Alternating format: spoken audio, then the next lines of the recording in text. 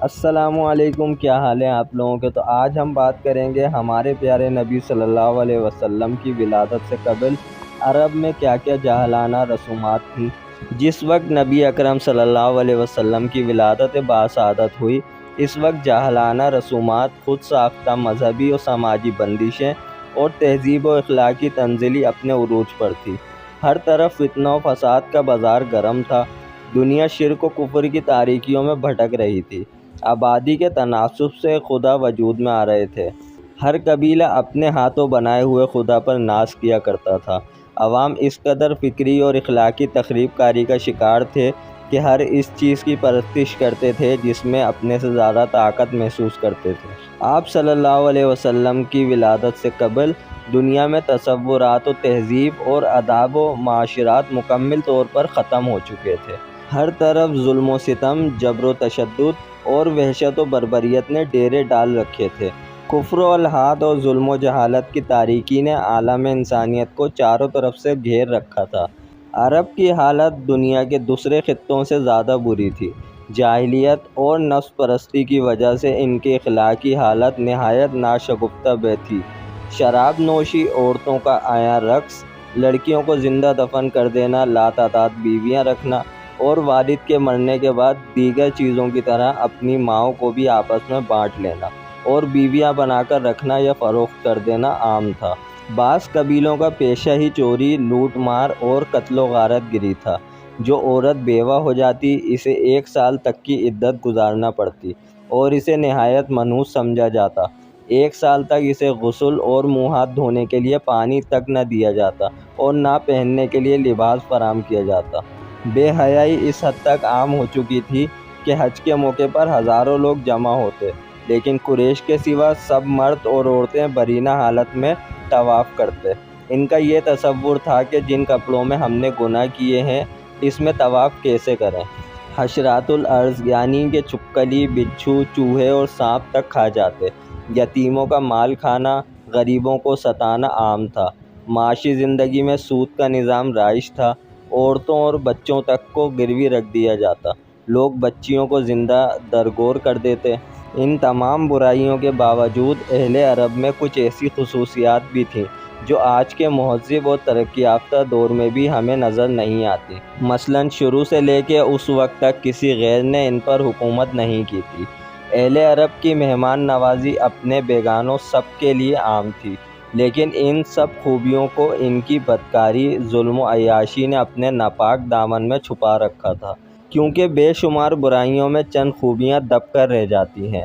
مزید یہ کہ ان کے نزدیک اچھائی اور برائی میں کوئی فرق نہیں تھا، وہ ہر کام عادتاً کرتے تھے۔ یہی کیفیت ان کی مذہبی دنیا میں بھی تھی۔ مذہبی ذوق کی تسکین کے لیے انہوں نے بت تراش رکھے تھے، مگر پرستش کے باوجود وہ اپنے معبودوں کے تابع نہیں تھے۔ جو من میں آتا کر ڈالتے تھے۔ نسلی تفریق اپنے آخری حدوں کو چھو رہا تھا۔ وہ ہر غیر عرب کو عجم، گونگا کہا کرتے تھے۔ الغرض اس وقت پورا عرب ظلم و جہالت اور اندھیری نگری کا نقشہ پیش کر رہا تھا۔ جس وقت اسلام دنیا میں آیا، مشرق و مغرب دونوں جہانوں پر جہالت کی تاریکی چھائی ہوئی تھی۔ ظہور اسلام سے بہت پہلے ان اقوام کی علمی اور ثقافتی سرگرمیاں ختم ہو چکی تھیں اور وہ جمود و اضمحلال کی زندگی بسر کر رہی تھی۔ انسانیت امریت اور شہنشاہیت کے ظلم کا شکار تھی۔ شرف انسانی کی ہر قدر پامال ہو چکی تھی۔ جزیرہ نما عرب ہی نہیں، پوری دنیا ظلم و جبر کا منظر پیش کر رہی تھی۔ انسانی حقوق کا ہر تصور حکمرانوں کی انا کی گرد میں گم ہو چکا تھا۔ نبی کریم صلی اللہ علیہ وسلم کی ولادت سے قبل ایران اور روم اپنے وقت کی عالمی طاقت یعنی سپر پاور کی حیثیت رکھتے تھے۔